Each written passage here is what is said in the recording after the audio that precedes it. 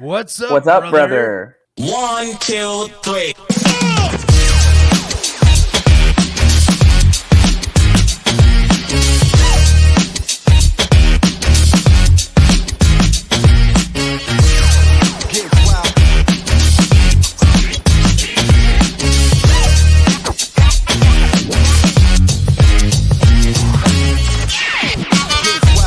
What's up, everybody, and what's up, brother? It is Zach Kyleman here, back once again, bringing in another episode of the UFL Podcast. Episode 82 is here for this week, and once again, I am joined by the great James Larsen of our own PFN fame, insider extraordinaire, the Adam Schefter of the UFL, as I like to call him, as we're going to have one heck of a loaded show. Full disclosure, because I know the comments are going to say this. Yes, the ref is still with the show. He is very, very, very, very, very busy. I don't know how to. No.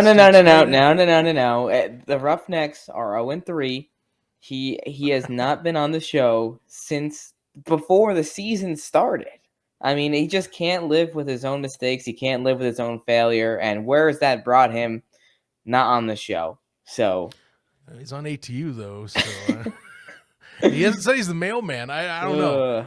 Maybe, I'll give he's that. He's ducking the smoke though, Zach, because on ITU he knows that he has a broad panel. Here he's ducking the smoke, man. He doesn't want to face his fear of having to face Mr. Digits and the facts of the Roughnecks and all their struggles.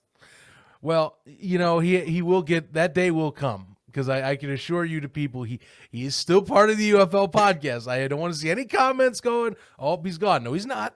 He's still here. He's still very much a part of it. It's multiple factors at play, whether it's team, whether it's other outside things. He'll be back.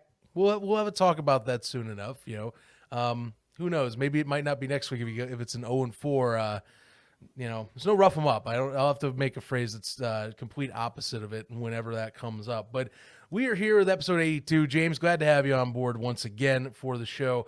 Pretty stacked show, honestly. Just a lot of things going on this week in between ATU and, well, everything to get you ready for week 4 of the UFL. So definitely stick around. You're going to not want to miss this show. Plenty of stuff to discuss. Before we do that, though, got the housekeeping items as always. So kicking things off, socials. Hey, you following along with our content on various channels?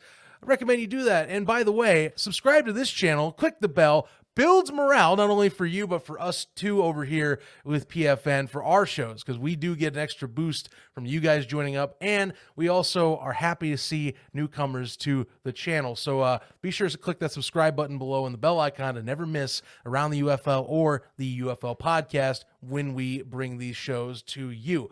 At Around the UFL and at UFL Podcast are your favorite social media platforms, by the way. Be sure to follow us on there as well for the latest of updates. Follow James, by the way, at James Larsen, because you definitely don't want to miss any news updates he's dropping on his social channels, especially his X account. Definitely has plenty coming out through the Newswire via him. Also, supporting us, hey, Breaking Tea, we got a 10% off code for you using code USFL Newsroom by going to checkout. So if you go onto that website, by the way, one of the third-party distributors of official UFL merch, they make some great stuff. Their merch is featured on the UFL shop. So if you want to get some official stuff, go to their website, use the code, 10% off your order, and you help us over here at PFN for our shows as well. It'll be a great boost. By the way, speaking of stuff that is going to be of help of cause, we have the Ducky collection, Be a Ducking Legend, that we are starting up. Remember, any purchases for that, link in the description, helps Feeding America. We're going to be donating those funds directly to Feeding America when you purchase. We did last year, donated 1,000 meals from the funds that you guys helped us with to donate to them, and we hope to grow that number by summer stock this year. So, hey, jump on, check out the merch, some pretty quality stuff, and hey, Ducky's going to love you when he sees that stuff that you bought, because he's going to be happy you donated directly. Finally, summer stock, and what do I got to say? June 16th, we're still making plans. Many more details coming up. James already is repping. I love it because we got so much to discuss on that. It's a busy time around here. It's hard. I'll tell you what, it is hard to plan a show with 10 weeks planning prep in between, or at least, 11-ish if you name it. But still, we'll come to it. We're getting that sorted out. Still a little down the road, but we are preliminarily working on it. think I got it, James. I saw you. Did you have something to add on to that? You looked like you were ready. Oh, the one thing I was gonna say, with Ducky and him and feeding America, solving world hunger, following in the footsteps of Kyle Sloter. So I just think it's a great thing that we can do, and hats off to Ducky for doing such an awesome thing.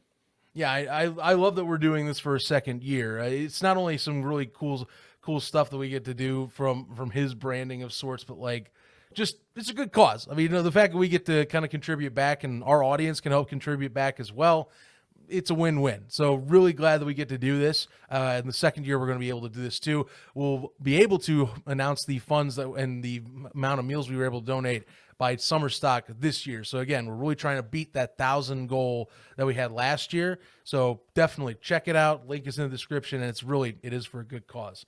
All right, let's get into this thing. Got several things to talk about that was in between this week. A lot of roster moves and a few things that are story-based that I really want to touch on before we get to especially the moves list here. In particular, we haven't talked much about this on the UFL podcast, James, and I don't always like diving into ratings because I think ratings can kind of be a crazy subject in spring football. If you follow ratings talk with any mainstream media platform or at least news platform online, a lot of times these guys sit and wait for the demise of certain leagues and they want to throw up a negative ratings report. I will say, though, it's hard for them to do that right now because through 3 weeks, the ratings debate on how the merger would affect this is going in the right direction. Averages are still much higher than last year's for either one of these leagues in their own separate vein through said 3 weeks. It's looking pretty good, James, and so far, I like it. The biggest test is coming this week, by the way, and we can talk about that with the regional broadcast, but for now, not too shabby. It's good stuff, and it's challenging, once again, these big 4 sports leagues that are coming on to national television. No, absolutely. I mean, you look at the ratings and how consistent they've been from week to week, and I think that's the most important thing because we didn't have insane numbers right out of the gate, which I think helps the cause. Where in previous years, whether it's the USFL, whether it's the XFL, we saw some maybe 1.5 million or 2 million for an opening game, and then the next week it's 400,000 on cable, and we're like, oh my goodness, that's a crazy drop off. And especially with the XFL last year, where they had so many games on cable channels last year.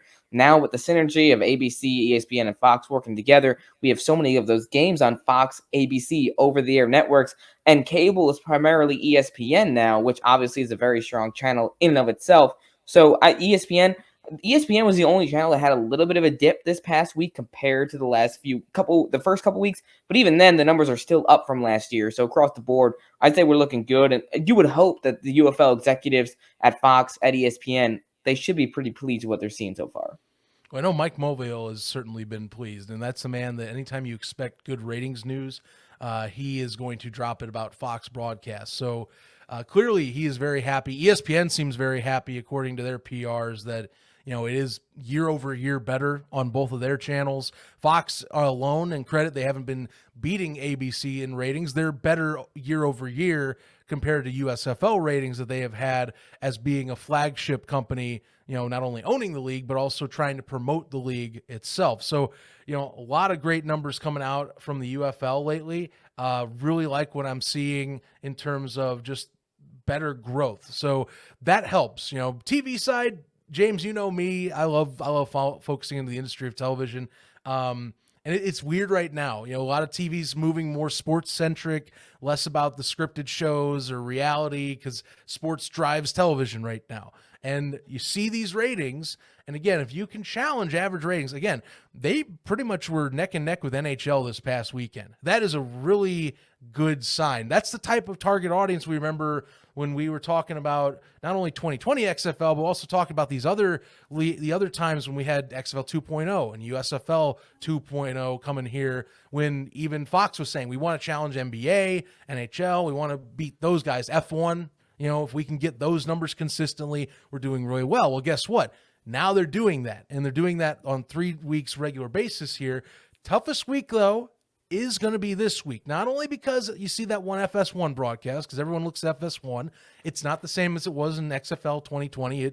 It's probably going to take a hit, but the biggest question mark is, how do the regional broadcasts affect ratings, because it's not like the NFL where the entire country is enthralled by NFL football. It's still a smaller market size. However, you're directing your entire market of spring football fans or hardcore football fans to one time at 7:00 Eastern this week on Saturday. So I do ask, I mean, how do you think this is going to go? I'm very curious to see this experiment with something that's not the NFL.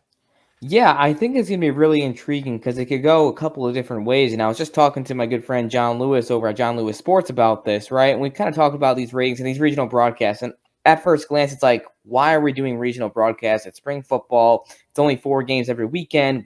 Fans should have the ability to watch all the games. And I think generally speaking, thankfully, the UFL is keeping that regional broadcast only a couple times this year. But we got to take a look. So Fox in this last primetime matchup between Birmingham and Memphis, 837,000 viewers. Kind of on track with what they had last year for a lot of those primetime games. Nothing too spectacular there. Now, I wouldn't be alarmed if these games have 450,000, right? I mean, you're expecting that audience to be split in two. However, something else to take into account is now we're going to have 4 different cities playing at the same time rather than 2. So I do think that there is a possibility that we will see maybe 500, 600,000 per game for a total of around 1.2, 1.3 million. Because again, you have 4 different teams playing instead of 2. And let's be honest, we're the spring football crazies. We're the ones that are going to try to watch every single game. But not every spring football fan is like that. A St. Louis Battlehawks fan, they might just watch the Battlehawks game. A Birmingham Stallions fan, they might just watch the Stallions game. So if that's the case, and a lot of these fans in the spring football scene are casuals, then we'll see. I think we could have potential to see numbers between both crack 1 million.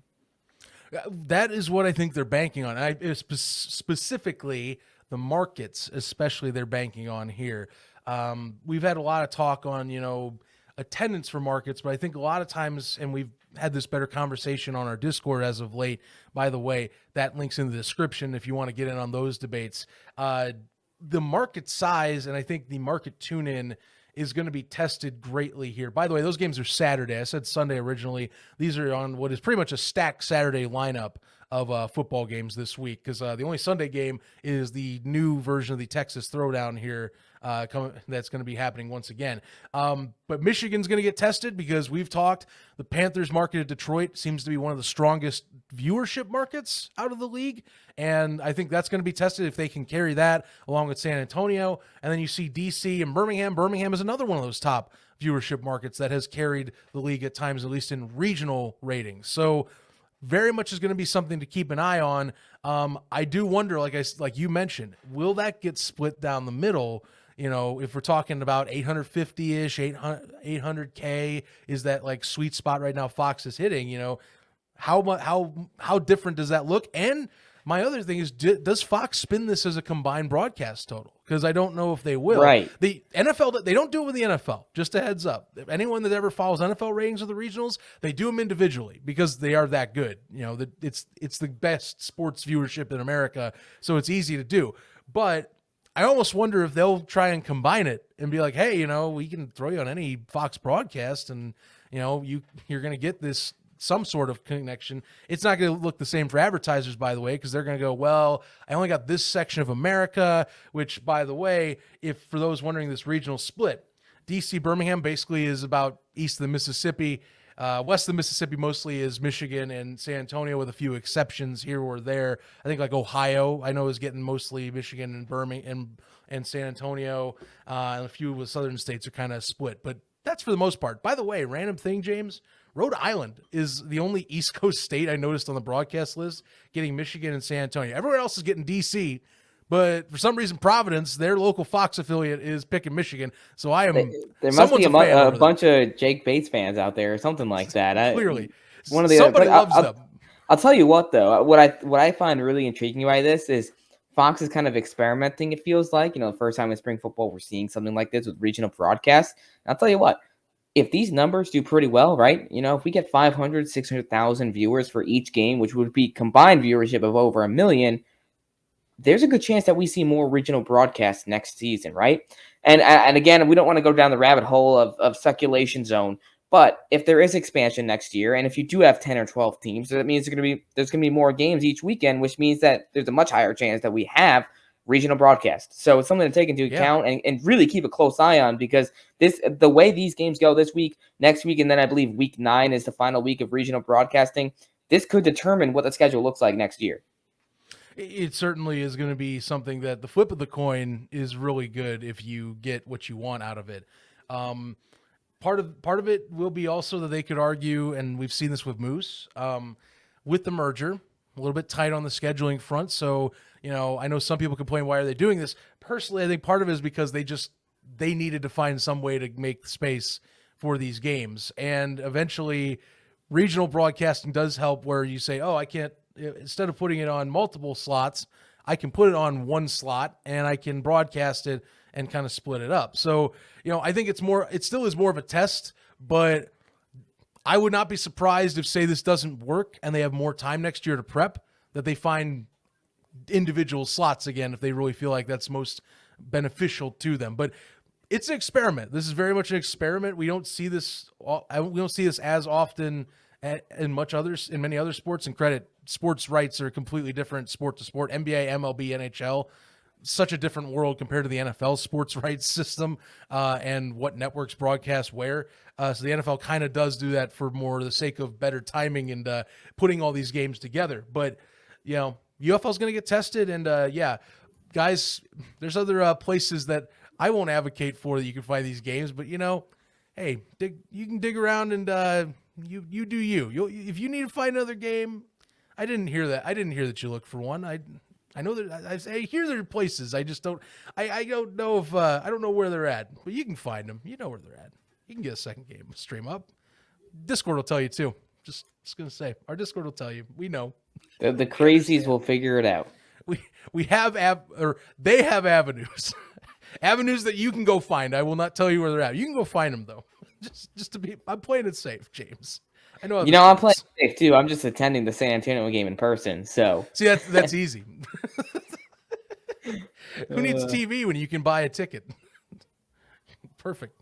Or sorry, not buy a ticket. You're going to be taking photos in the press booth. What am I doing? I took it so wrong there. You guys know he's going to be down there taking photos. He's got great stuff coming up this week, and another visit to his favorite Texas stadium. It sounds like as well. So far, I've yet to been to Rice, but that'll be Sunday. So we'll see. All right, knock out the Texas Triangle this week. It's going to be great. Absolutely, great time. Just if it's a sunny day, this is my advice from Houston. Just get some sunscreen. You can definitely get a tan. You guys can probably tell I'm still sunburnt from Arlington. Oh yeah. The one thing I forgot on my 19-hour drive down from Michigan was sunscreen. I got to be better. Good. I got to be better. Well, yeah, don't worry. Stop by a corner store. You'll if you got a little sun in Choctaw, trust me, Rice Stadium you will get some sun if it's a sunny day out. Yeah, we were both like lobsters coming back from that game on week 1. Oh, boy. All right, roster moves. Lots of stuff going on this week, James. I told you fold no curtains before we jumped on. I usually like typing them out. I just said screw it and posted all of them because there are 4 pages worth of roster moves this week that it's just better we scan through these and kind of go as we go. Because there's a lot of corresponding moves that kind of go like 2 steps here. We had injuries we reacted to, or one in particular where Chase Garber reacted to on ATU while it was going on. And might as well kick this off. Well, that we learned who the replacement is for Garber. And, you had hinted to us that it was going to be a veteran QB. And I will say, to spoil things off here, Kevin Hogan, former Stanford quarterback, is pretty veteran by all sakes of the league. And, going to at least be on roster. Dormady, though, still getting the start.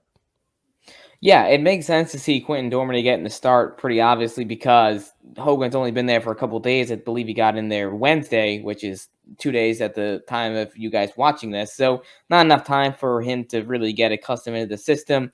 We're really curious to see, I would assume that Tom Flacco will be QB2 at least for this week, right? That would make the most sense. He's been there. He knows the system. I would hope that he's earned at least 1 week of being QB2.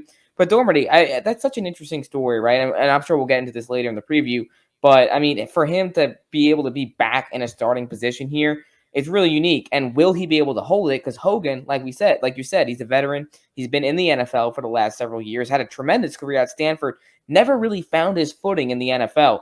The funny thing is I saw a couple people, after that story got posted, they were like, oh, I thought Hogan retired. But no, I mean, he was just recently on the Titans practice squad at the beginning of 2023. So he's been out of football for about a year, a little over a year, but he's still been practicing, still staying ready. So I think he's the guy that comes in with, he's mobile. He's more mobile than people give him credit for. He's at the record for most rushing touchdowns at Stanford. So this is a guy that can do it both through the air and on the ground.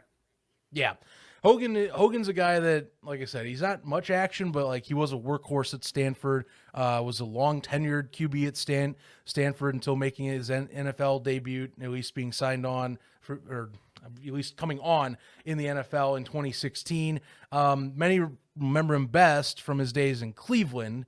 He spelled, Cody Kessler and company and Sean Kaiser through 2 years, 2016 and 2017, coming out of college. But beyond that, I mean, yeah, he kind of jumped around 7 different rosters in 7 years. That's usually someone that, good enough to get camp looks, not good enough to, I would say, kind of move up the roster chain and kind of stick as a backup option, at least. So he's getting looks, but you're right. He hasn't had looks since 2022.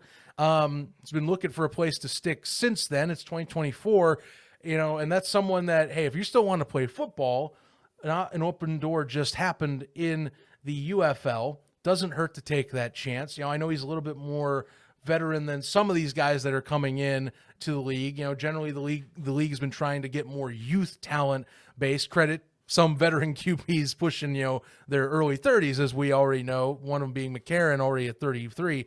But that doesn't hurt to have a good quarterback here to help with something of an offense like this that needs, I think, more of a veteran presence. Now, I do believe that gets tested this week, because if Dormady shows up and, he lights up the stat sheet, then do we even see Kevin hit the field? I think this was an insurance policy. It puts a little pressure on Dormady to perform. And, if AJ's disappointed and they go 2-2, they can kind of just pull in the cane and just wipe him off stage, put in Kevin, who was the solution on the signing sheets anyway. I'm wondering how this will go. Tough matchup, though, with Michigan coming up, though, James, but one that will at least prove if it's worth keeping Quentin in for the foreseeable future.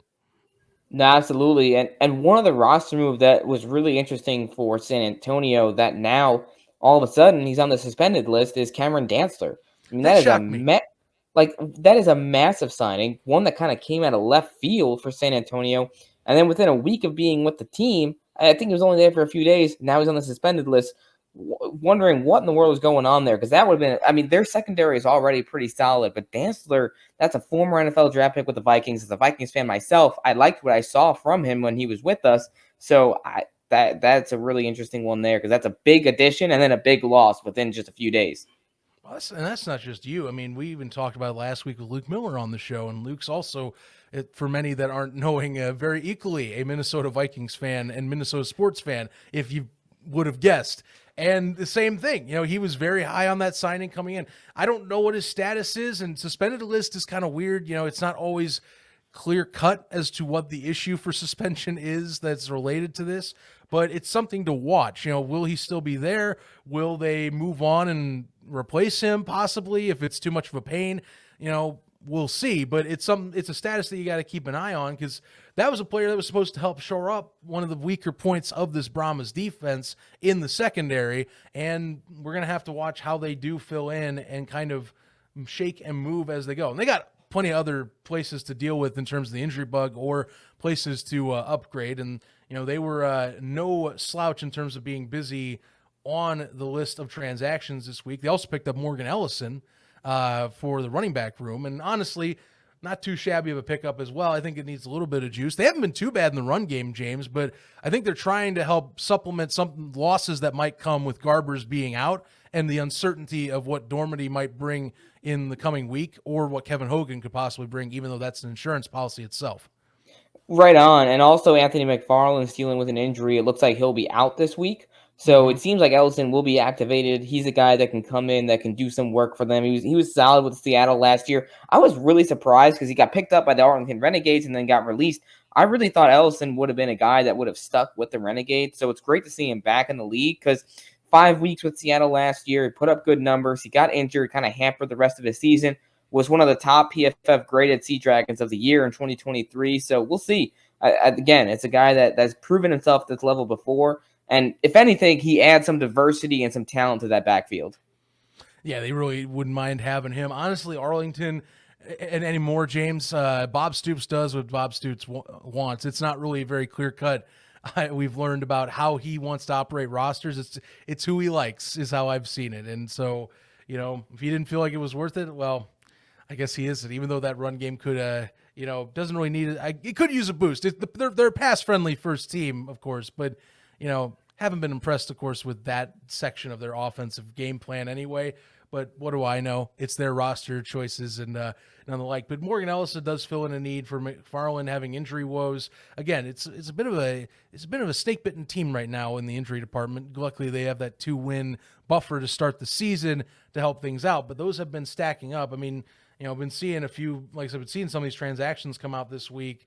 And it's just been consistently, switching guys into the active roster slots. Like, for example, Kalichi Anyobechi here coming up as an inside linebacker, kind of bring in some more depth. Like I said, Ellison getting signed on. We have, of course, guys going to the injured reserve. Greg Illen going to IR for them. They're all over the place. I mean, loss. It's a lot. And a team that has some interesting movement is the Houston Roughnecks, where Keandre Thomas is back.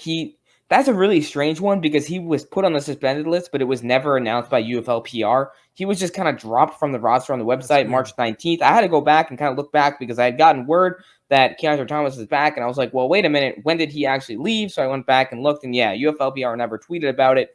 He was just removed from the website. That's a guy, he's got NFL talent there. He comes in and he's replacing Jeremiah Johnson, who has played like over 70% of the snaps for the Houston Roughnecks this year. And from what I can tell, it seems like Johnson was brought back originally to replace Thomas, who went on the suspended list. Now that they're getting Keandre back, they're like, all right, Jeremiah, have a good one. You're out of here. Just some weird things in the Roughnecks organization, right? Stephen Dunbar Jr., he had one of the top PFF grades of any Roughneck in week 3. It was the first week that he was activated, performed very well, made an incredible catch for them on 4th down to keep a drive alive. Gets cut the next day. What is going on in Houston? I genuinely do not understand some of these moves from head coach CJ Johnson. I mean, the team's 0-3. It feels like they're kind of just losing a little bit of control behind the scenes. I don't know the full story. I don't want to say anything that's not true, but I don't know, man. I've just seen some of these moves. It's like, what Houston, we have a problem.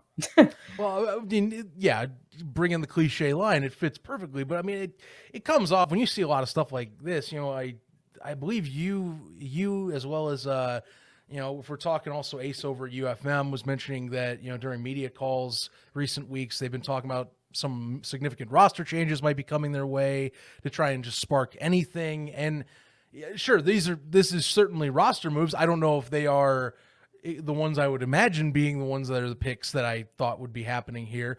Credit, they are waiting for Mark Thompson to help boost up the offense, which sounds like that might be a possibility since he's full participating. He should be back this week. Yeah, he's full participation in practice early in the week usually means I would highly doubt he's not going to be a scratch this time. He will most likely be able to play. So that does boost up their chances against the Renegades later. We'll talk about that in a bit more depth. But some of the moves, I don't know if I fully think these are like instant fixes. There never are when they're 0-3. But clearly this is a team. I look at those transaction sheets and whenever I see stuff like this, and I see a team trying to flail a little bit and see, well, something's got to stick. Something will grab on and we can kind of avoid it. When in reality, it's more just fundamental execution that's been the Houston's problem. They've had some production that's been pretty good the last 2 weeks, in particular with Reed Sinnett under center. The production just has not been able, and the execution has not been able to follow things up. So, the best one way losing teams course correct, you find ways to transition, see who fits better and plug new guys. That doesn't mean that that's the core problem, but it's a losing team strategy that I think is taking place here. Yeah, and then you lose Carlo Kemp, who's on the retire list. He just kind of abruptly retires. And then Olave Sagapolu, one of the best DTs in the game, torn bicep. He's out for the year. So just really unfortunate for Houston across the board. It's like, it feels like every time they're trying to get over the hump, they just get hit with another shot time and time again. So we'll see how it goes this week. Again, big news for them. At least Mark Thompson's back. But across the board, the one guy they did bring back is Jeffrey Johnson, who was with them in training camp. He was kind of a late signing last year for them when they were at the Gamblers. Actually, fun fact, he's a USFL college draft pick for whatever that's worth. But that's a guy that hopefully can come in and provide some depth. But I don't know. I'm hoping. I assume that we'll see a couple more moves from Houston because there are some open roster spots. So it makes sense to see them hopefully bring in some more talent and get this team going because it's a 10-game season. They're 0-3. Something's got to give sooner than later. Yeah, time's running out. Short year like this, and now especially with the USFL conference, getting a little more competitive at the top end. Not saying Memphis is looking too great beyond them, but still, you want to be able to at least kind of keep up. And this is kind of your last chance to do it is this week right here. Otherwise, it's kind of dead in the water past week 4, or it's getting harder to do that when you're down so many games. A few other signings that kind of caught my eye. So first off, Ariz Ahmed, Birmingham, kind of replacing Chris Blewett this week. Kind of to me was a surprise injury, but Ahmed, as we've seen, very stable kicking option, was with the Green Bay Packers over the last 2 seasons with them, more as a kickoff specialist for them, for their team at times. But as we know, James, seeing him in the USFL, he has a leg. He can also hit the 60-yarders. 60-yarders are seeming to be very, very becoming more standard than rare. But he also has a cannon of a leg, and will be a very good fill-in for Chris Blewett for the time being. It's kind of nice to see a good name like that back in the league, even though I know he's been in the NFL. Yeah, absolutely. And, from what I've been told, Blewett should only be out for about a week, which is good news because obviously Chris Blewett is the kicker that they want to have there in Birmingham. Ahmed, I think the reason he's brought in, like you talked about, his kickoff and the way he has such a strong leg. Obviously, with the UFL kicking rules, you need that big leg on these kickoffs. Ramiz, he didn't really impress me field goal percentage-wise. He had some struggles with the Maulers in 2022. So we'll see. I mean, obviously, he's got some NFL experience now under his belt. He's been training with Carney's coaching and all that. So with John Carney, obviously a phenomenal kicker back in his day. So We'll see how things go for him. So there's a little bit of other kicker news which hasn't come out yet, but I've been told that Taylor Russolino is dealing with injuries in Arlington. He may not be available this week. So tomorrow they're going to be bringing in some kickers. And well, actually, as of we're recording Thursday night. It's going to be Friday morning tomorrow. Yeah, but during the time that this is going live, they will be bringing in some kickers for some tryouts. So potentially kicker change there. I'm told it shouldn't be too serious of an injury for Taylor, but he might miss a week or two. Very similar to Blewett. Well, shoot, that's a shame. But yeah, we'll have to watch who gets brought in. Several options, as we know, that were surprise cuts left from camp and from the roster moves this past spring. So watch out. I mean, there are options plenty. Kickers, of course, are dime a dozen, but there are a lot of great options available out there that could use a fill-in roster spot. So definitely stay tuned to that transaction list when it comes down as we are releasing this episode later on. How about Ja'Cour Pearson coming back? I mean, I know, and we weren't going to leave this section without bringing that up. Feels like he's back a lot faster than I expected. Maybe I'm wrong, James, but his recovery seems very, very quick, but coming at the right time. The Battlehawks are on a really hot upward streak right now. That only is another shot in the arm just to keep on going.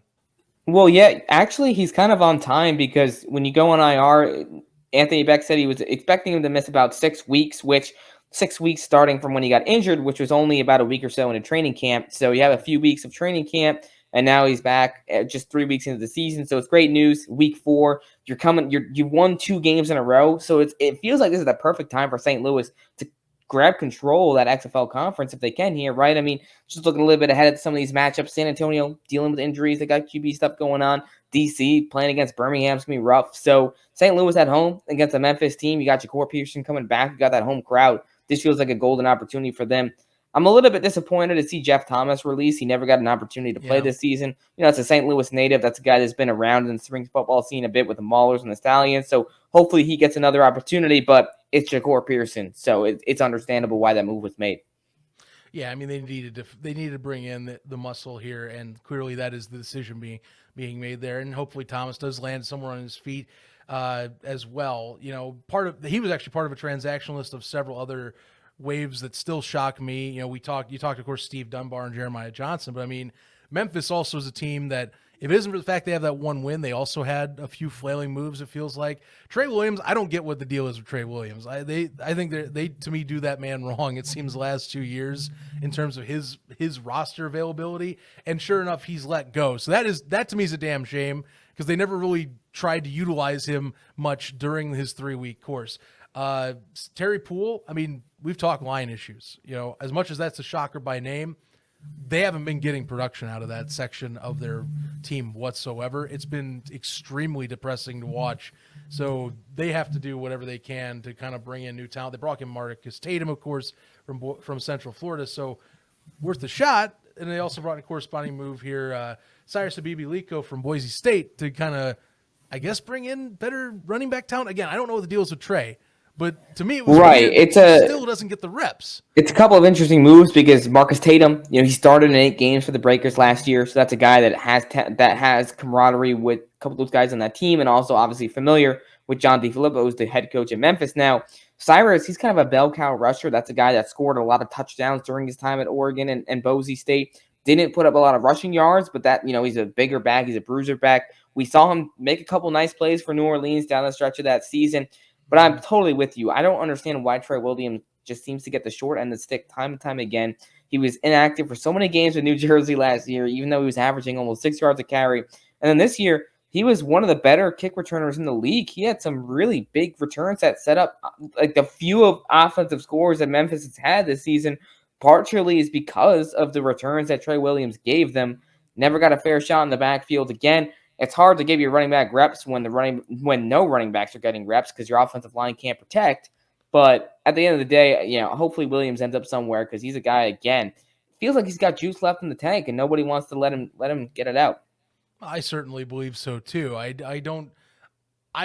think sometimes, we see new talent comes in and we see coaches that want to use the new younger guys that come in.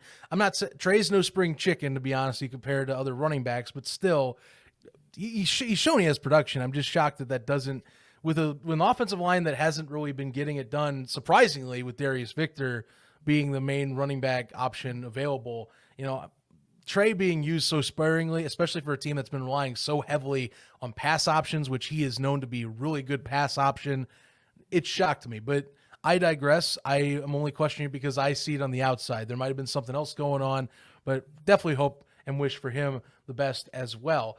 Final transaction I want to bring up here, James, unless I'm missing something as well, so bear with me, is Zaquandre White going back to DC. And to be frank, I mean, look, he was brought in last minute for camp with the Defenders. It was a very short tenure, wasn't guaranteed he was going to get fully in, kind of more came off as like a quick look to see what they could get and maybe to get a connection with the Defenders for later on. Sure enough, he's back in with the team now. And, for the time being, I don't think this is too bad of a move either. I mean, it's not saying they're getting Abram Smith numbers for the running game right now, but it wouldn't be bad to kind of bring in someone that, to me, saw some reasonable success with Birmingham last year, and I think could be an extra spark for what is basically now running back by committee over in DC. Absolutely. I mean, White's a guy that had some really solid minutes with Birmingham last year. And to your point, and he was with DC for like 3 days before he got cut. It was kind of a tough situation for him. Super short stint. Where, again, when you're cutting from 75 down to 58, you have to make tough decisions, and then obviously cutting down to 50 later on. I think White, for one, Bradley Moore, the tight end, goes on injured reserve. That's a tough loss for them. He should be back by the end of the season, according to Christian Palatano, our DC reporter there at PF Newsroom. But Zaquandre White comes in, and I feel like he's someone that could see some legitimate reps because you haven't had consistency from Darius Higgins. You haven't had a consistency from Cameron Harris. So this is a guy that has a proven background. He's had NFL workouts. He's been on NFL teams. So we'll see. And again, another thing that White does so well comes out of the backfield. He can catch passes. He can run routes. He can make plays for you in multiple ways. So he's a versatile player that should fit right into Reggie Barlow and Fred Geis' system. Absolutely. It's going to be someone that I hope gets the reps without a doubt. I'm looking forward to see what he can do. Definitely can't wait for that. James, I'm going to circle back here. I feel bad for missing it on our own sheet. Full disclosure, I had this lined up on the rundown, and sure enough, we talked about it pre-show, and I didn't even go right into it. I went straight to roster moves because I just felt natural. So it's okay. I find my way. I found my way back. Is all it is. I believe that was Jefferson Starship. I found my way back to the heart or whatever it is. It's probably some other artist, whatever it is. But I did want to talk about a bit of a news piece that brought some maybe concern about one of the deals that the UFL has. Pro Football Talk really zoned in on this, and yes, I know some of you already in the podcast are going, well, it's Pro Football Talk. They haven't really been the best spring football supporter for a while now. Whatever. This still is a discussion point about one of the deals the UFL made, and it's about the Army sponsorship that they had. The jersey patch, the field patch. So it's an $11 million sponsorship, but basically this week a lot of the value got brought into question, along with James. Apparently internal discussions that Army officials also aren't too happy with the deal, and that there was a good chunk of pushback on this deal, and might be because they wanted to appease The Rock. Thoughts on this? And does this danger any chance of them coming back next year? Because it feels like this was lucky to even be a deal now for 2024. Well, if we remember back in the fall when there was that whole big meeting with The Rock and those senators, and then we saw the pictures and we're like, oh, Danny Garcia is there. Oh, wait a minute, Eric Shanks is there. So obviously this was a big part of the merger. This was something that they had been planning for a while. And if we just reading through those articles, originally it seemed like the deal would have been with the XFL, but then because the merger went through, then it ends up becoming a deal with the UFL. So many moving pieces. I think generally speaking, hopefully if these positive ratings keep up, I think we could be in decent shape to see it come back. Ultimately, what the Army is going to be looking at, what the government's going to be looking at is, well, is this worth our while? Is this worth our investment? And clearly, if the numbers aren't up to par with what they're expecting, then we could expect this deal to fall through at some point. So I am encouraged by what we've seen, like we talked about earlier with the ratings, with the positive press throughout the most part. So I'm hoping that as long as these things stay consistent, that deal stays consistent, because that's a big piece of change. We were looking at either a $10 million or $11 million deal, which actually could have been even more had there been some things that went behind the scenes in a different direction. So we'll see. And again, let's just hope that these positive numbers continue. Yeah, and I'm hoping so too. Now, the reason why this is a bigger talking point, so not only it's not really the price so much. It's, remember, for anyone that's not familiar with the current state of the U.S. Army, there is a recruiting problem going on with them. They are having problems getting in new recruits to join the U.S. Army, and so they have been finding ways to spend advertising dollars to help bring recruiting numbers up. This is according to military.com, which Pro Football Talk references for data here with this deal. Steve Bainan of military.com mentioned that it's looking like the internal data of the sponsorship right now is tracking anywhere from 160 to 891 new recruits. Now, that's not crazy numbers, at least by our standard. And I know the military is trying to just get whoever they can, so they're hoping to aim more towards that 891 range and beyond. But that's where I think the concern people come up with is now you're talking not only military, now I hate to be getting into political, but now we're talking tax dollars and all this stuff being spent.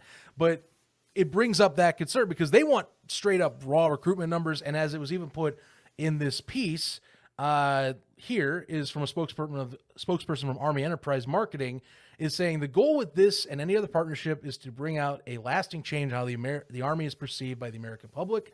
We want to show America that the Army is a great place to find your purpose and become the best version of yourself. Now, they got to get that message out. The ratings got to stay consistent. The hope is, and I agree with you, James, they can keep that number high like they have been. There's hope that you can get that recruitment data to show that maybe, hey, have a bit more exposure. That 18 to 49 demographic number ratings-wise that we all talk about, that's probably going to help when you're talking with the Army because they want youth. When they're talking recruits, you want youth recruits and youth candidates. So that's that. But this is, I think, going to be put under a microscope the rest of the year just because, look, this is a government thing, finding funds for it, and The Rock is tied to it, and they have The Rock as the Army's ambassador. So a lot of stuff at play that's going to be evaluated a little bit closer than regular sponsorships, I would think. No doubt. And like you said, it's about getting that message out there. And that's why, I'd hope that people that are watching have picked up on this by now. But clearly, all these sideline interviews with different Army people, and again, we appreciate their service, very thankful for what they do. Just want to get that out there. But obviously, this is part of the deal where throughout a lot of these ESPN and Fox broadcasts, there's going to be sideline interviews, and I believe it's been at least one per quarter, give or take. Might be a little mix up. So, but most of these games we're seeing at least 2 or 3 interviews with Army folks on the sidelines where they're giving their story, they're telling the American people why they chose the Army and how it's benefited them in their life. So that's obviously part of the plan. Again, and it comes back to these ratings. If these ratings keep up and they're consistent, then that means that's hundreds of thousands, if not millions of Americans that are seeing these people's stories every single week. So that's a positive that hopefully will continue. We'll see how it goes. And again, it's not like the Army doesn't already spend on sports advertising. It is a consistent place they spend money on. The question is going to be, as we all kind of get wary and want to kind of, I think, sometimes read a little bit closer between the lines when it comes to stuff like the spring football, because it's just very fluid sometimes how these deals work or how things change year over year. But the Army in particular, I think they're looking at those numbers because it's a sport that's not as well established as well, and they're looking at that. But if the data keeps showing the right direction, it's a good sign. Not to mention you still have the Rock in your corner to help with that because they are using him as ambassador. So the hope is let's see these numbers continue, and maybe we can see them return next year. But still, even with that whole thing out of the side, I do, even if it is a sponsorship that's the reason for it, I do like those why you serve moments that they do every game. I think it's a nice little touch to the overall atmosphere and, highlighting some local heroes, if you will, that do reside at different branches of the military and showing off that, there's people doing some great work out there, as well. It's about the communities. We talk a lot about community engagement too. I think it also helps when you hear from an Army or National Guard recruit that's out in Detroit and talking why he helps support his community in Detroit. I don't mind that. I like those stories a lot, James. Really do. No, I'm with you there. I think it's a phenomenal partnership, and it's something that's important to keep moving forward with this league, and it helps both parties, or it should help both parties. So hopefully that trend continues. Really should. Well, we'll keep a close eye on this and many other things ahead. For now, it's time. It's game time, James. We're going to be discussing the picks of the week. 4 games, as always. Plenty of action coming up. And honestly, just looking down the list here, you got 2 games that I think are more my highlights here. One of them is in the regional section, so you will have to go and find your own way of doing that. And if you want, Discord will tell you. I'm just not going to tell you where they're at just to play it safe. But go and find them in the Discord. One of them being Michigan San Antonio, I'm appeased by. The other being the Texas Throwdown because of the implications of going 0-4. And we'll talk further. Any of these 4 games that are going to really catch your eye before we dive going through the list through the week's order? Truthfully, they're all going to catch my eye. But I think, honestly, one that I really am keen on is now we have Birmingham and DC facing off for the first time. The team with the best record from the USFL last year and the team with the best record in the XFL last year. The 2 giants going at it, trending a little bit differently. DC has looked a little bit shaky. They've won 2 games, but they've been by the skin of their teeth. Birmingham has just been dominating teams left and right. So we'll see how this one plays out, but I'm excited for that one and excited to see what the crowd looks like in Birmingham this week. Certainly will. And I'm looking forward to seeing what that crowd looks like too, second week in a row. Also, for those that are tracking this, I don't do it as much, but the league cares about this. It's another XFL versus USFL week. So, kind of see how that all goes at the end of the day. Personally, I don't care about the records for these. It brings weird conversations up for no reason to me, but they want to do it. That's fine. That's just how it's going to be. But anyway, let's dive into this. First game on the docket, stacked Saturday, by the way. But to kick things off here, Memphis and St. Louis. As our guys over Vintage Varsity have labeled it, and I really like this, the river, I think it's the Riverboat Rumble, as they call it, is what it is, or at least the River. There it is, River City Rumble. I found it online here. So Memphis, St. Louis, as you guys know, both located off the Mississippi River, just up the way from each other. Very tight knit communities on the river here for both. Should be fun, and it's another St. Louis home game, so going to be another test here for the away team coming in as well. But besides the crowds being a factor, I think more questions remain, and I'm wanting to see what is adjusted for the visiting team, because I don't know. I'm not saying St. Louis is a pass rush phenom of a roster on the defensive end, but Memphis hasn't really shown that no matter who they play, they can really hold back anybody. And they did make some line changes, obviously, we talked about on the transaction wire. is there any chance that they're going to have some movement and allow Case Cookus to stand up for 4 quarters this time, James? If there's any week that this is going to happen, it'll be this week. And there's a couple of reasons why. For one, St. Louis, their defensive line has been relatively inconsistent, kind of dating back to 2023 where they had some struggles there at the position. They have improved. They picked up a couple of key players. Peter Tamapano has been playing really well. Austin Fiallo has been playing really well. 2 guys that were all XFL.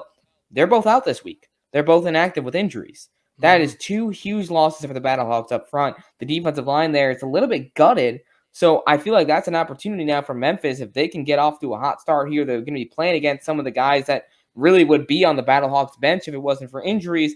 Again, a defensive line that already has had some issues this season, just showing some inconsistency. Arlington had a decent game against them. Even this past week, San Antonio, they were able to run the ball pretty well. John Lovett, Anthony McFarland both put up good numbers. So this is an opportunity now. Titus Swen, Darius Victor, let's see if these guys can get going behind an offensive line that hopefully will have a little bit more cohesiveness this week.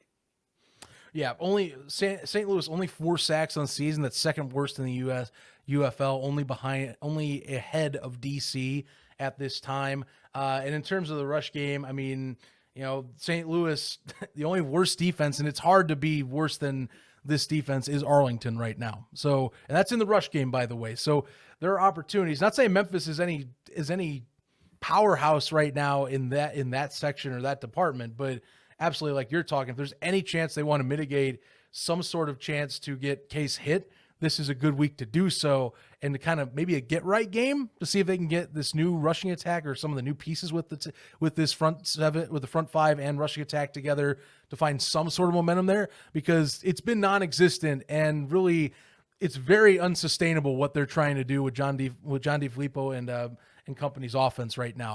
I can't keep seeing them throw out Case Cookus and him playing hero ball every week, because eventually he's going to not be able to play the hero at some point. He's going to take a hit and go out for several games soon enough. If he doesn't get more protection, he's going to die before the season ends. I mean, the shots that he took against Birmingham, I don't know how he was able to stay in the game as long as he did. You just look across the board. Here's the thing for Memphis. Can they get their playmakers going early? David Davis, who has been on the injury report, is kind of uncertain how much he'll be able to get involved this week. But you've got Jonathan Adams, you've got Vinny Papali, Sage Surratt. We got to see more of these guys. And again, part of it is the fact that Cookus has half a second or less to throw the football. But if you can just give him a little bit of protection, let him feel comfortable back there, right? I mean, Cookus even admitted it to himself on the broadcast last week, where he felt like he let the pressure get to him, felt like it kind of got to his head a little bit. It's not easy when you get sacked 7 or 8 times to keep your mentals in the right position. So I'm with him. Like I know that, or I'm with him in the sense, or kind of with him, but with like, yeah, it gets to him. But like in the more sympathetic corner of it, like, do I think that it's because he's failing them in like a situation where he's misreading pressure? No, he's getting hit every possession. And credit, Birmingham is its own juggernaut, but like this has been consistent since the year started. Memphis, when I was at that game, consistently was just getting rattled, and credit, that's a front 7 that still is pretty solid. But even against San Antonio, same deal, just no protection. You can argue that maybe it's just been good defenses. We'll find out this week, because St. Louis isn't like, they're not bad, but they're not like great. And especially in the department of pass rush, they are not in the category of the other 3, mind you. So we'll find out real quick. But I mean, look, that I still in my head, I have that offside call. I have that offside call burned into my brain, because he just, watching that clip, him saying he had a free play, only to watch him just eat it and have to pick himself off the turf. Like, that's been the year for him. Again, 3 years in a row, by the way. That was brutal to watch. Yeah. He cannot find a break. Hits follow him. It's like a magnet. I would say, heading into this one, St. Louis feels like the favorite. They got a 2-win streak right now. They're back at home, which is so big for them with that crowd that obviously is going to show out. And A.J. McCarron, I thought, has really found his rhythm the last couple of weeks. He's been completing the football at a high percentage. Marcel Aitman, Hakeem Butler have been going off. Darius Shepard's been providing them with good minutes. And now you have Ja'Cour Pearson coming back, like we mentioned earlier. So it's like this offense that already has been improving from week to week. It's going to be even better. You would assume Bruce Gradkowski, the offensive coordinator, I thought he did a really excellent job calling the game last week against a San Antonio defense that is one of the top defenses in the league. St. Louis goes in there on their turf and puts up 31 points, which is one of the highest scores of the entire season so far. A lot of positives for St. Louis and across the board. And the running game, Mateo Durant, Jacob Sailors, 2 guys in back-to-back weeks that they were inactive the week prior, and then they come back and they just put up really, really impressive numbers. Jacob Sailors, just 7 carries, 62 yards, averaged almost 9 yards per carry, had a big fourth quarter for them. So many pieces for St. Louis. I feel like they're the favorites in this one. No, it's going to be an uphill battle for Memphis, no doubt.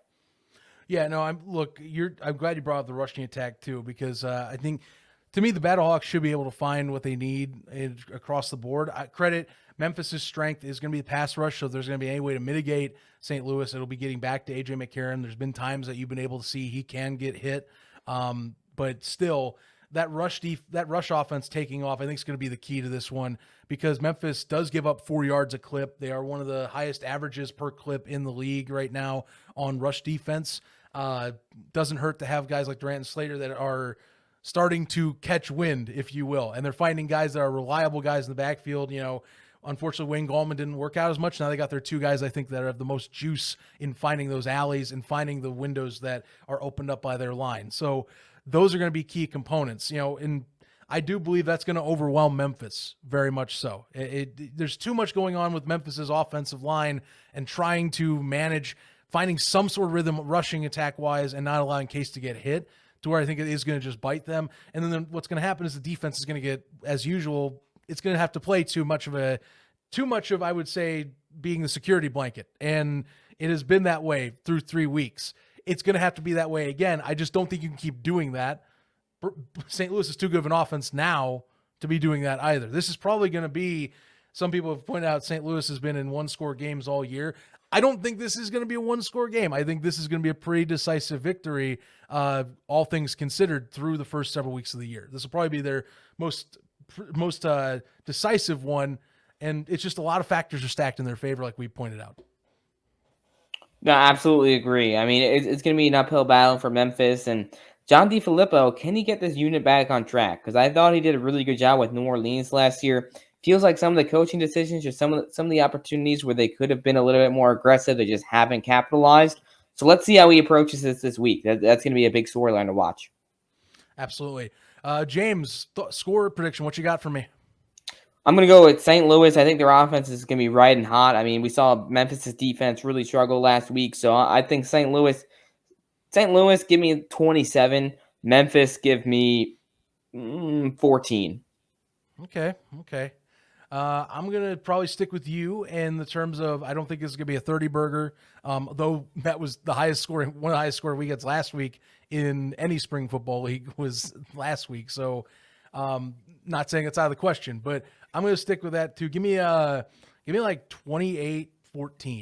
I know that's more of a traditional number. I think it'll still hit. I'm going to go with that. Two scores, even though it's loose 2 scores. Even if it comes down to a 2-score where you can get Memphis possessions, I just don't trust them to be a comeback kid either. There's not much I'm liking right now. They got some massive problems to deal with, but St. Louis takes this win and kicks off the weekend for them in the right direction. Now, regional broadcasts, one of 2, DC and Birmingham. So DC traveling to the Stallions home field at Protective 2 weeks in a row. That fan base is going to get rocking over there in downtown Birmingham and uptown area, if you will. Great spot, by the way, if you want to catch a game just from our experience. And it's going to be a good time to watch this contest. It's been a house of horrors for Jordan Ta'amu in recent years, whether at least in terms of the 2022 USFL, he had hellish times against Birmingham when he played them with the then South Division at that time. Gets a bit of a redemption story, possibly, if he can get a win. And like you talked about, the 2 winningest teams from the last 2 seasons between both conferences getting to face off against each other. One thing we don't have to discuss this week, no QB controversy. Adrian Martinez clearly took over that whole battle. Sorry. Hey, Zach. You haven't seen it, have you? No. I'm not joking. The depth chart dropped tonight, and Matt Corral is back at QB1. And I've confirmed. Wait. Whoa. I'm not joking. I've confirmed with Birmingham sources that he is taking the first snaps on Saturday night. Why I think This Skip is my Holtz is just first having reaction. fun I with have it. not seen that chart. I gotta go find it. Please explain what you're saying, because I gotta go find the chart now. So all of a sudden we're seeing Matt Corral start, and I have a feeling that he might play this full game because it seems like Skip Holtz, instead of switching quarterbacks from quarter to quarter, it almost feels like he let Adrian get the full start last week. I have a feeling he's going to let Corral do the same this week. He's trying to get both quarterbacks film, and Corral obviously is a talented guy that should do well, but I am a little bit confused by this because you have so much momentum. You have so much positive momentum with Adrian Martinez, almost 400 total yards of offense last week. How do you bench him? How do you give Corral starting position back just to get him film? I respect it. I understand what Skip Holtz is trying to do, but it is a very interesting move. And if Corral struggles to start this game, there's gonna be some questions. Well, now that I've caught myself and got up from tripping, let's put this into perspective. I think this opens up a bit more of a can of worms that we've talked about on our own Discord recently, and some people brought up some debate on. Do you start people for the best available, or do you start for the film because it's a spring football league and you're trying to get up and to the next level? And I think this is where this gets dicey for me. Look, if I'm a Birmingham fan and I just watched Adrian Martinez go out last week and completely dominate the Showboats and put up NFL numbers in bonkers ways, like, no offense, Corral's shown some flashes. I can't discredit his Arlington performances. The 2.5 quarters he was out there and slinging the rock, he was looking damn good. But at what point do we, is it going to have to take a loss for a decision to be made? Is that what I'm just thinking is going to happen? I don't know the justification beyond film for a decision like this, because to me, it's felt like it was pretty open. It was pretty open and shut case after last week. Yes, DC might be a slightly better defensive matchup to test on, but it ain't that much. And I don't know if this is really a great move. I don't think it changes who I pick, I'll be honest with you, but I think a lot of people should be a lot more evaluative about this game, because Corral's going to be put on the microscope. If he comes out and he lays a duck, sure, you can win. But if he lays a duck and you decide to bench the guy that just came in, and the last 2 weeks, mind you, not just last week, but the last 2 weeks, he's been the better quarterback on the field. And that's not just stats, that's been performance. What's the explanation there? I get giving film, but to me, you play to win the game, as we've always said, as we've always heard in the NFL circles. I don't know if I agree with this move if it risks a W on the scoreboard for what is still a pretty close USFL conference. Michigan only lost by one possession, so it's not like they aren't just chilling there. If they get a win over San Antonio this week, you think, or you have a chance to extend your lead, why risk that? I'm with you there. I mean, you and I this entire time have kind of been the Adrian Martinez truthers, which I appreciate you kind of naming us that. We're the fan club, man. Lead right? the way. And it goes back to, it's not, and again, look, Matt Corral in that second half against Arlington, he played some really good football. Obviously, Adrian Martinez got hurt, so Martinez didn't have a chance to come back in. So Matt was the guy who closed out that game, and he did well. But week 2, I was down there on the field. The decision-making, the playmaking, Adrian Martinez was the better quarterback out there. Matt Corral almost lost them that football game because he went in there and decided to throw an interception to Keith Gibson down the stretch, which allowed Michigan to hang close and give him one last shot down the stretch. Martinez, we saw what he's capable of last week. Obviously, we don't even need to rehash it. Almost 400 yards, just tore up Memphis' defense. So, again, I understand Skip Holtz this entire time has talked about getting both guys film, but this is not the spring league. This is the UFL. This is supposed to be a standalone professional football league that, yes, obviously it's going to try to help get players back to the NFL, but at the same time, you're trying to establish yourself as a professional football league. Let's go out there. Let's have the best players out there at all times. I don't know. It's just my opinion on it, and we'll see. I mean, like you said, Birmingham's still the favorite either way, but Martinez, man, he could potentially be an MVP if he would just be able to start the rest of this year. Right, and it's Skip Holtz. I can't fully question his choices. Clearly, only has lost 3 games in a span of 2+ years, so I'm not going to sit there and completely doubt every decision made, but I don't know. I am very much on the side of, at this point in the year, it's about winning. Put the best guys out there that highlight the league. And, I do get the film side because it is what you're hoping these guys come back up. But look, Matt Corral is a big enough name that he's going to get some looks still in any case. I think Adrian will, no matter what now, but it's surprising. I think if I'm going to put a prediction out there, he finishes this game. I do believe I'm with you, and I believe that they let him play a whole game. If and only if, though, it's not becoming obvious that there are problems offensively and that they need to switch things out. If DC gets an upper hand in the second half, they're just dead in the water going into halftime.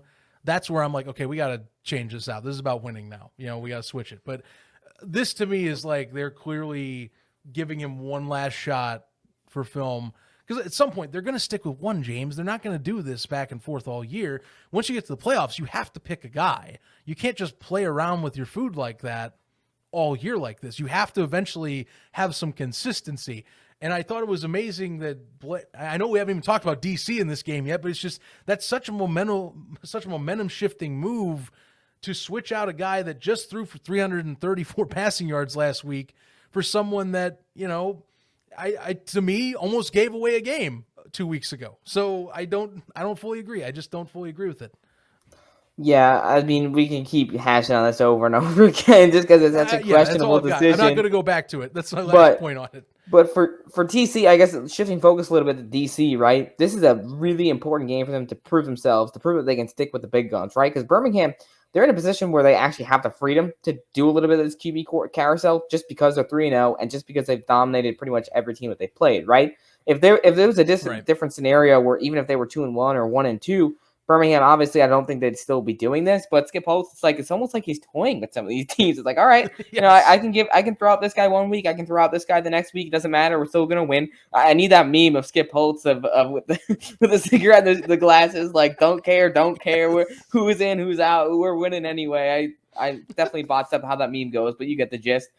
But DC, can Jordan Ta'amu, can he get into a rhythm early on? I thought he did a spectacular job that second half against Arlington.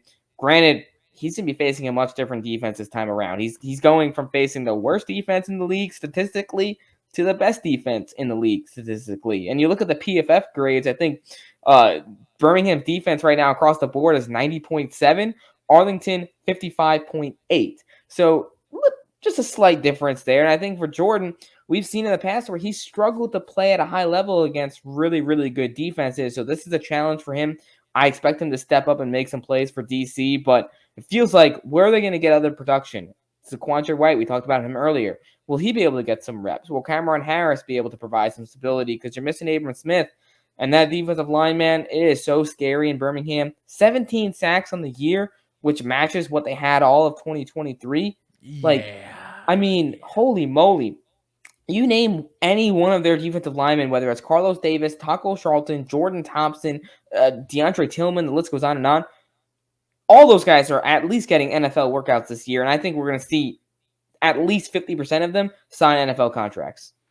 The top 5 of the PFF grades has majority Stallions, 2 of them being on that front line, by the way, in the top 3 with Tillman and Davis. So they are just balling. They're going to easily get picked up for camps. The question is how fast at the end of the year when that happens. So definitely will be seeing them in a NFL capacity at some point.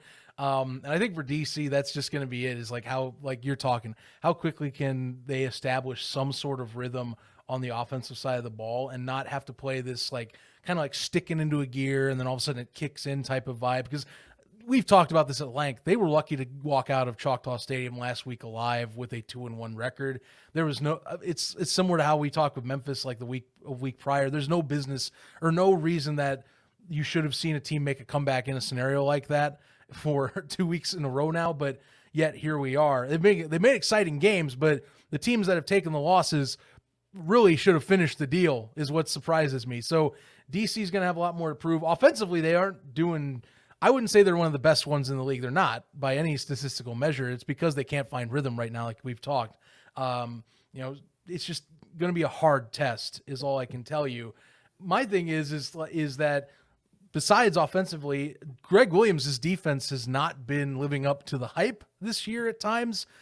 This is not a good, even with Matt Corral starting, the weapons that are surrounding the Stallions, I don't even have to worry about Corral. You know why? Because that rushed offense for the Stallions is killing it out here. And it is going to be something that I will be watching specifically as to what could be the downfall in this game. I mean, we're talking well ahead of everybody here, James. 432 rush yards. Now, credit, a lot of that is Martinez and company, but even then, take that away, they're still well ahead of the rest when you put in C.J. Marable's numbers this year and who they've been throwing in. Person has been an excellent option not only in the run game, but in the pass game. They have a really good running back core. I think if they have a problem this time where it's a pass game gets kind of overwhelmed and say they don't have a good game of Corral, which is possible. Again, he still has shown he can throw the rock pretty well, and there's great receiving talents in Deion Kane and Marlon Williams. But I would not be shocked if they just lean into the bell cows in the backfield and just kind of bully them the entire game. That's the thing. DC isn't getting sacks. They're the worst pressure team in the league as well right now this year. So there's a lot going in the Stallions' direction this time around that defenders have a lot of work cut out for them themselves this week over in Alabama. Yeah, absolutely. And like speaking of the Greg Williams defense, where you allow Arlington to really throw all over you this past game, and had it not been for a Letty Brown drop late in that fourth quarter, that game absolutely would have had a different outcome. You would have picked up a first down, would have wiped more time off the clock, and even if you did end up settling for a field goal, there would have been at least another minute taken off, and I don't think DC would have had the time to do what they actually were able to accomplish. So that's unfortunate for Arlington. It's a team they had over 400 yards of offense against DC. How they lost the game, beyond me. We could go down a whole rabbit trail, but the Arlington should have won that game, and truthfully, Houston should have won the game against DC in week 2. Greg Williams calling a cover 0 or whatever it was on the final play instead of putting, what in the world was that play call? I know he's going to defend it, and look, I get it. He's a defensive coordinator professionally, and I am not. So but when Joel Klatt is trying to figure out why he called a play like that, I feel like that gives it a little bit more substance of what was he thinking in that situation? Look, if Reed Sinnett and Braden Bowman were just a little bit more in sync, that's a touchdown. That's a game-winning play for the defenders there. For the Roughnecks against the defenders. Yeah. It's a much different scene. So DC, again, they've won games by the skin of their teeth. Now is a real challenge for them. Can they actually get it done against a team that, they've won 2 games against winless teams that would have wins if things just didn't wackily go in a different direction. They're happy. I would say you have to be happy to even be 2-1 and competing at the top of the league charts right now. But I mean, I'm not good. I'm going to tell you you're talking. I'm not buying that they're the best XFL conference team right now, and they certainly have stuff to work out. They have bought time right with wins, so that's the best they could do. But severe mismatches this week is all I can say. What I will put down is I want to continue to see if Fred Keiss adapts his offense better, and because we saw last year he's really great at adjusting offense as the year goes on. They brought in Zaquandre White like we talked about, but can he start noticing that certain targets are just better to go to anyway? I'm looking at you, Ty Scott. I really want you to get more catches really badly early in a game, not late, not when you need to, when the going gets tough. Because yes, that is money. That is the money time. It's okay, but make you the featured part of this offense. You clearly are one of the more established ones. Why not let him get more of the targets? I hope how he only had 13 snaps in that game makes absolutely zero sense. He is one of the highest graded defenders and one of the highest graded players in the entire league. We saw him show up against Houston in week 2 when they needed a touchdown. We saw him show up on 4th and 12 when they needed that magical conversion and he got wide open just completely. If we go back and watch that film, he made Darren Evans, who's a very good cornerback, look silly. That's a cornerback that was just with the New York Giants this past preseason. That's when I went back and watched the film, because I was on the sidelines that game. It's a little hard to see when you're on the sidelines. Go back and watch the film. Evans was stumbling. He had him. I don't understand why Evans played it so softly on a play with 4th and 12. But again, Ty Scott wide open on that play, converts to fourth down conversion, and you end up winning the game because of that. So for a guy who's been performing at such a high level to have 16 snaps in the first game, 22 in the second game, and then 13 in week 3, even though he's one of your highest and best performers, it just look. I understand these guys are professionals; they know what they're doing, but just some questionable decisions here from the coordinators in DC. Yeah, I don't get it. And here, what kicks me here, James, is even with the limited snaps, he still is one of the top 10 leading receivers in the UFL this year. He's 9th. He's averaging 50 yards a game, even with limited reps. So what is the deal? I ask. Is it like packages and personnel? He only fits in like certain personnel groupings. Is it the numbers thing where we're talking about, getting reps for everybody, which again, fine, but like at some point we need to talk about wins and more of what works best for rosters. So, I hope to see him kind of pick things up because unfortunately I haven't, some letdowns in the DC receiving department. One person I was hoping was going to be more successful was Chris Rowland. He's had a shaky year, and I hope that he gets better as he goes. But like right now, not much has been found that's consistently successful outside of Ty Scott, and they don't give him the reps. So, I'm hoping that changes. Fred Keiss has shown he can change, so I'm hoping that has been a caught-on trend that you put Ty in the game, things just change because he's putting people on skates right now in the secondary. Absolutely agree with you. And I guess I'll kind of go into my score prediction here. Yes, please. I'm going to go, I'd say Birmingham. I think their offense might actually dip a little bit with Corral in there, if I'm being completely honest. But Birmingham's defense is so good, I don't think it'll really matter too much in the grand scheme of things. I think the Stallions are going to put up 22 points, and I think the defenders, they'll hang tough, but it just won't be enough to get the job done. I'm going to say 22-16 Birmingham. Okay. Yeah, I'm going with Stallions as well. I even with our long discussion on that one specific topic of QB, too much in their favor right now. Even if you do the switch at that position, it's too much. Give me like 25-18. I'll say still one possession score, but I think it's DC will catch up at the end and just put on a chip score, and then maybe they go for an onside. But I don't see Stallions blowing a lead like that, even if they do the onside possession. So I got Birmingham. I got Birmingham easy here, and I think that lead that is just who knows? Maybe I'm wrong. But if Corral collapses this week, that's the thing people are going to be keeping an eye on is how well is his production. But we shall see. Michigan and San Antonio. Now, I'll tell you, James, I was worried about the injury report on Michigan's behalf because they had a ton of people listed. Now, the depth chart did drop because, hey, we have 3 Saturday games, so thank God we get the majority of the depth charts before this show is done recording. And it seems like Michigan is mostly in the clear with a lot of their injury woes in practice. Now, we'll see if they can get out of this game okay, but that being said, they do have Marcus Smith, which that was my biggest worry, is you're taking the second best receiver in terms of production possibly wasn't going to play based on DNP designations, did not practice, but he is designated as starting and in. So that's good. My thing is, it's the QB debate this week. I know we did a lot of QB already talk right now, but you have Dormady, who's stepping in for his first start this year. And can we see AJ Perry build on his production from last week, he's shown that he kind of needs to get into rhythm, but can he get into a rhythm to start right away against what will be another pretty tough defensive opponent that's going to get pressure? Without a doubt, we'll get some pressures on him in the backfield with how good they are in that department. Yeah, so I thought it was interesting with the injury report, and you see a guy that is out that I think might actually help Michigan's case is Ryan Pope won't be playing. Mm-hmm. That's an offensive lineman that has really struggled. We saw him get beat by Taco Charlton like 3 or 4 times when they played Birmingham.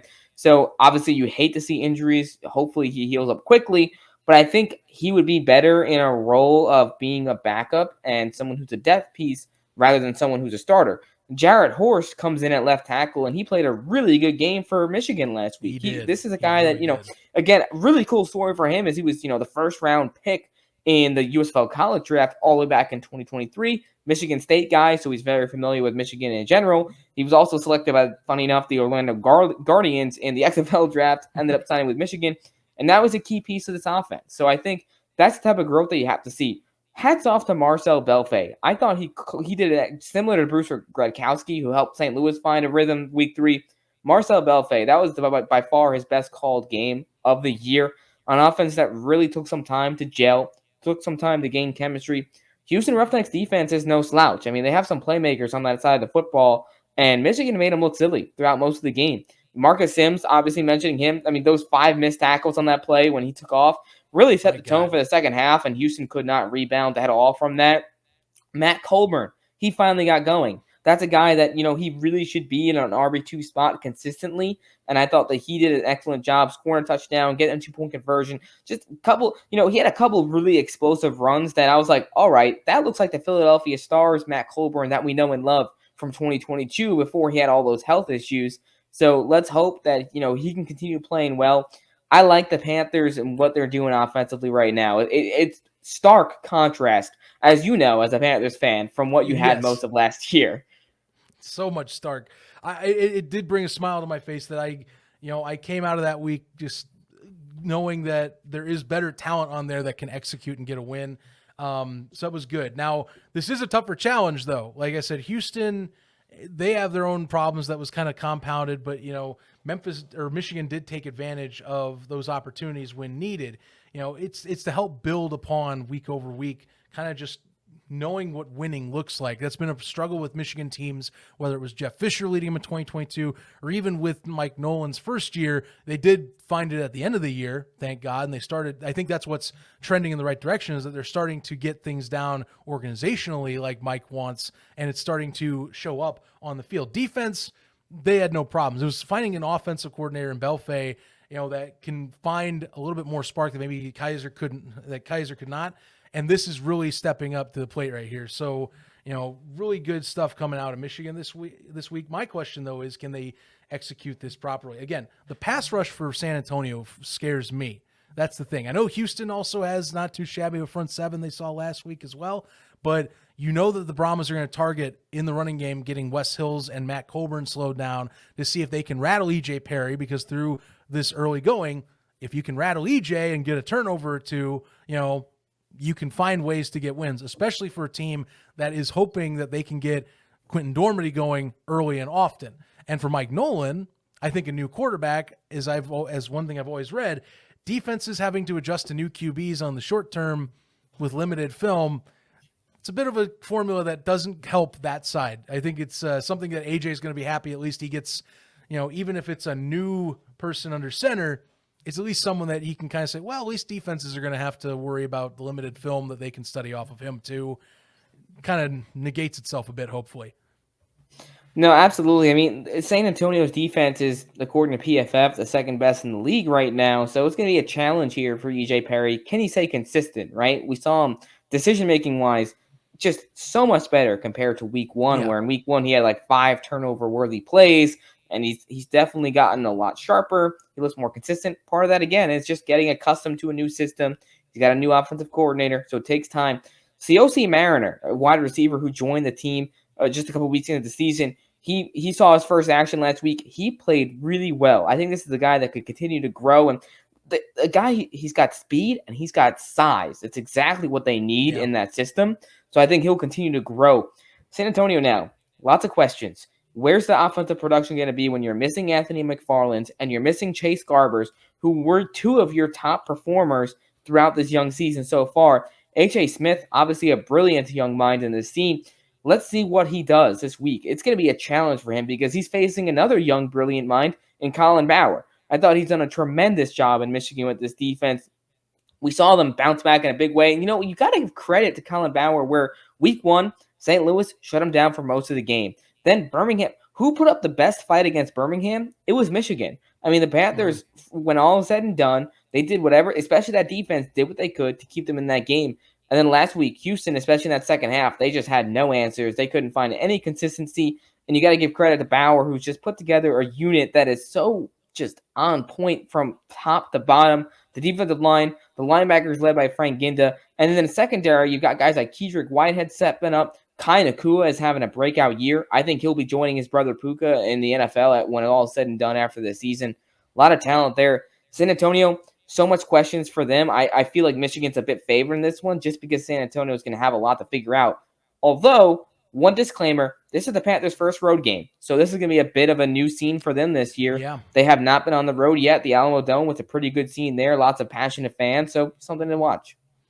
Definitely something to keep an eye on. And also got to make a correction. I mentioned the GM instead of the actual former offense coordinator, Eric Marty. So that was what I was meaning when I was comparing him to Marcel Belfay's offense last year. Just want to make sure I noted that because I know at least one or two Panthers fans listening to this will definitely ask me why the hell I just mentioned the GM's name as the guy who's coaching the offense. So don't worry. I do catch myself, and that's what I'm going to leave for you. But nonetheless, I think for the sake of, like you're mentioning there with the Brahmas, they at least have a little bit of ball in their court this week to deal with, even with some of the options that are not at their disposal offensively that they're going to have to work on. So being at home helps a ton. Michigan, again, that road test, it's going to be louder in there, and it's going to be somewhere far away as well over in San Antonio. That will make it rowdy with the bullpen in tow.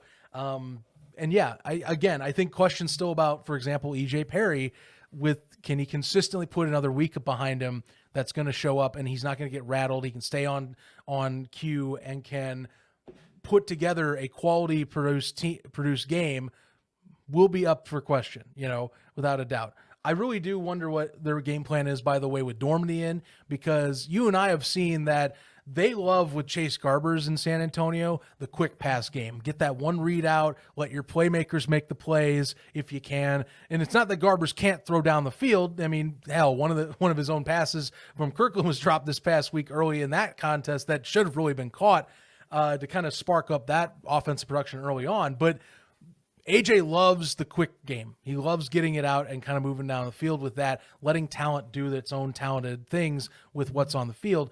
I just wonder if Dormady's going to be able to execute that, or if they are going to be able to be more opening it up and have more separate 1-2 reads or having him stay in the pocket longer. It's hard to say, but certainly that game plan will be evaluated a lot given the fact that QB changes will maybe dictate differently how you run an offense. Absolutely. And for me with the prediction, this is really tough because, it's two really good football teams. And you got a Michigan team that feels like they're finding their identity. San Antonio just kind of lost their identity, so they have something to figure out. But they're back at home. And Wade Phillips rarely loses 2 games in a row. Like, it's an anomaly if a team coached by Wade Phillips loses 2 games straight. I'm going to go with Michigan. I think Michigan edges them out just because San Antonio, it might take them a little bit of time to figure things out with Dormady. You're also missing McFarland. I think it's going to be an offensive game as well. I think we'll see both teams play pretty well across the board. I think Michigan comes away with give me a 27-23 win for Michigan. Not bad. I actually will also go with Michigan here, and this was the hardest one for me to pick this week, hands down, just simply for the fact that it is well-rounded teams. If I'll be honest with you, James, if Garbers was starting, I actually probably would pick San Antonio just because it's a little more consistent. But because of the unknown, I have to go with Michigan a little bit more.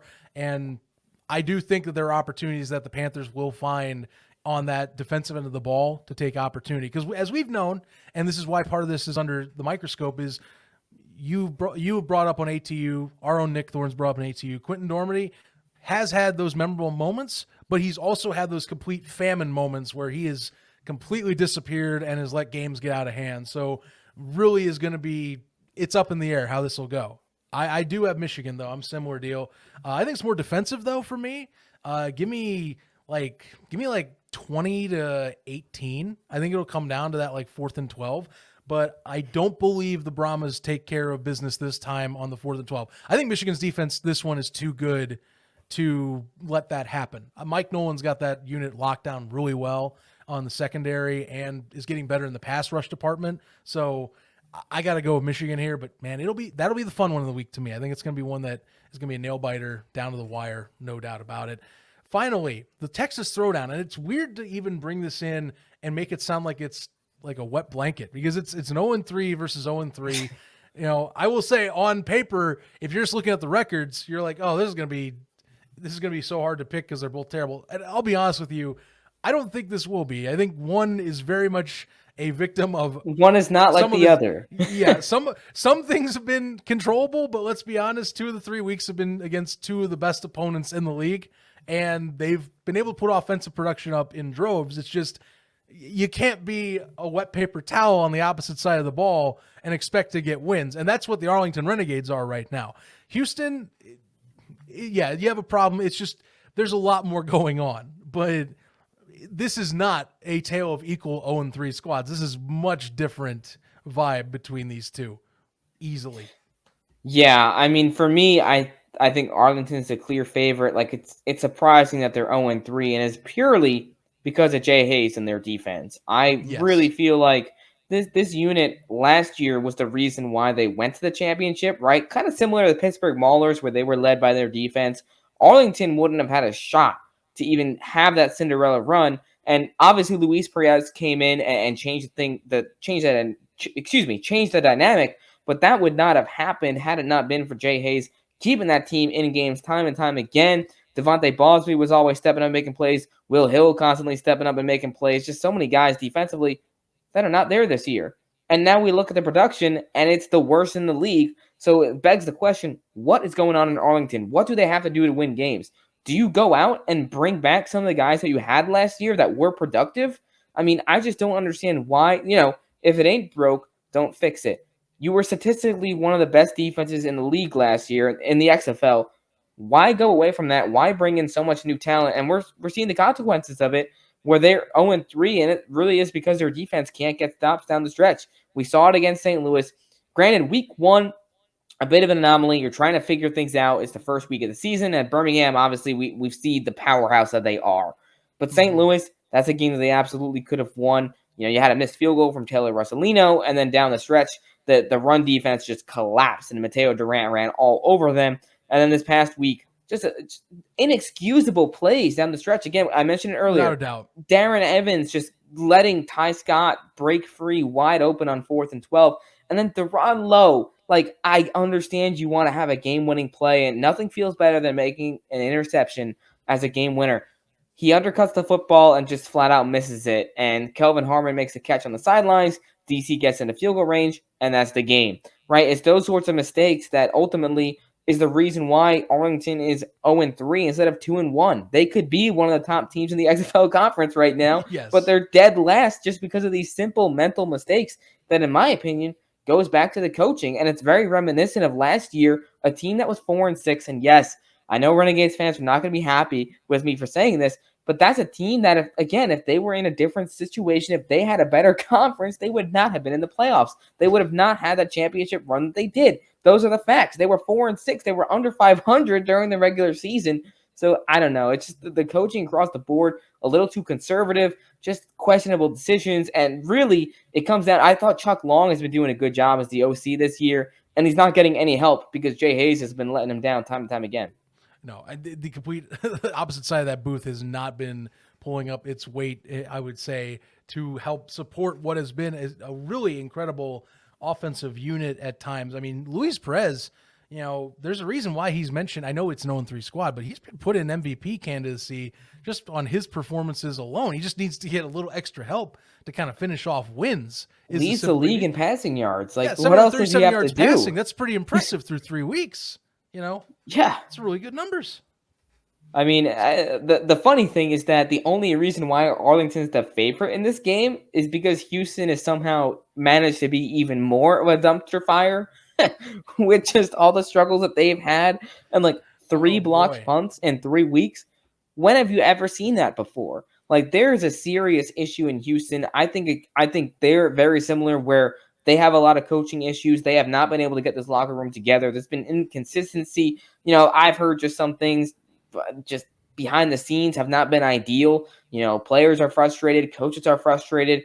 Curtis Johnson did mention this week that he's making a change at special teams where Garrett Cheer, who is calling the punts, he's moving to a different position or he's just not with the organization anymore. Not full clarity on that, but we'll see a different guy coaching punts this week, which is a breath of fresh air for Houston Roughnecks fans, I'm sure. Big news, though. Mark Thompson's back. I mean, that's a guy, Offensive Player of the Year last year. If there's anyone who can turn the season around, it's Mark Thompson. Why? Because everything that Curtis Johnson does as a coach revolves around what Mark Thompson brings to a team. 14 rushing touchdowns in 8 games last year. That really solid stretch. Remember, the Houston Gamblers started 0-2 last year, and then they won 5 of their 6 next games, and a lot of it had to do with Mark Thompson and what he did. I mean, Thompson led them past the Stallions last year in one of those games. So we'll see. Is he the end-all answer? No, but it'll help out their schemes a lot, I think, just generally speaking across the board, and hopefully Reed Sinnett gets some help. I'll tell you, Mark Thompson, and he's been chomping at the bit, as we know, to get on the field again. That is going to be a make or break for them. Now, the perfect game to come back to, because, again, Arlington across every statistical yardage category is a complete dumpster fire themselves defensively. And much like you, James, I don't know how they aren't doing a reactionary roster evaluation on that side of the ball, much like how Houston has done this week with several moves, because they have been very quiet for a team that clearly is not getting its money's worth on that end. And I don't know why that is being allowed to stand. Very tame about it. Maybe it's because the higher up competition, they just feel they've had some bad luck, but I don't know. I think that if trends continue, Thompson should be able to step in as long as he's healthy enough and kind of find his lanes. I think looking at Houston, when I've evaluated them in the running game, because I know a lot of people have had their say on TJ Pledger and company and how they've been running it. I know Merritt, unfortunately, he's on IR now, so he can't get to see him much after right now. But, there are lanes. It's just I don't think that you've seen running backs hitting the holes right. Mark is really good with vision, and he's a big, bulky back. So I think there's going to be places for him to make an impact that he can keep them in the game. I don't know if he keeps them in for a win, though, because at some point, even with a bad defense, you're going to try and cue in and put all your resources to that. And that begs the question, does Reed Sinnett and company have enough to carry that in times that they do need the pass offense? I'm not 100%, but I do think that it makes it where Houston at least isn't going to look like they are a doormat like they did in Detroit last week. They're going to be a lot more competitive against this roster that does give them a lot more opportunities defensively because of weaknesses and some mismatches there. Just, I don't think it's enough up to snuff, and I think it's a great segue into our final score prediction is all I can tell you. You're muted. Man, that's a shame. Who needs to hear what I have to say anyway? Who cares? We end the show there. It's been a long show. I'm looking at Arlington. Obviously, they're the better team. I think they come away with a win, even though they're on the road. I don't really know how Houston fans are going to show up. There's obviously some fans that are not happy. Where is Wade Phillips? Where is Brandon Silvers? What is this team? What is going on? Who is Curtis Johnson? We're 0-3. Where's our 5-0 PJ Walker Roughnecks? What has happened? I mean, if any team's gotten the short end of the stick throughout everything over the last few years, it's the Houston Roughnecks. It's been tough sledding, and honestly, I think Arlington gets back on track this week. Luis Perez, I know he's on the broadcast last week. He said he hates losing more than he likes winning. That's a guy, he's a competitor. He's a leader. He's changed locker rooms around in the past. I think it gets him back on track this week. Give me Arlington. I think Arlington, honestly, I think they're upset. They're angry. I think they score 31 points this week. I think Houston goes with around 19. Okay, 30 burger. I like the sound of that. I you know what? I'll echo your 31 score. I like the sound of that. I think that they're going to put up some production for sure. I do believe though that it will be a little closer than 31-19. Give me like 31-24 for this. Just because it's Arlington's defense, to me, I have so little faith in that I think they are going to see where it's going to come down to the wire. Maybe Arlington gets a last-second touchdown to kind of put them away in the fourth quarter late, but I don't trust that defense right now by Jay Hayes. And I hope to God after this win this week, they do a little more eval, and I want to see them active on the transaction wire. They really should be looking around and kind of picking apart what needs to be fixed because it's not been working, and I do think that's going to get exposed again. Mark Thompson, I think, will be the leading rusher this week across the UFL. I am almost going to call that. I think that there will be plenty of opportunities where he's going to come in, and he will come back with force. They just won't get a win because of it is the thing. So Absolutely agree with you there. And one thing I do want to point out, a couple minutes ago, I think I made a crazy facial expression. It was not at what Zach was saying, whatever it might have been. UFLPR just dropped a big list of transactions, which nothing new. It was just they decided this week to post the guys on the inactive roster and the guys on the active roster. I saw about 40 names drop, and I thought there was 40 new signings. So I had a heart attack there for a second. So no, talk about clearing rosters. I thought it might have happened for a second. You're not alone, because I didn't say anything, but like I was gonna bring it up until I read it and went, oh, this is just them cleaning it up, which they haven't really done that so far this year. So I guess that's kind of I'm okay with that as extra like info. Yeah, no, good for them. I just honestly got my heart going for a second. You know what? This is better than I'll say this is a good way of superseding waiting for depth charts in a way, because it does kind of throw everything together nicely. So it is a lot of names though. It does make you feel like there's just a ton of last minute stuff this week. It's the list reflecting what Bob Stoops should be considering to do with that defense. Yeah, there we go. It's just a massive list of changes. But hey, the one thing that it did do, which I know was last week, and sorry to jump in with one more thing, but Andre Santamore, he signed. He was inactive this last week. Hopefully, he's active this week. That's a guy really, really talented with the Breakers. I thought he should have been in the league to begin with. So hopefully, he's not the answer, but he's a step in the right direction. Yeah.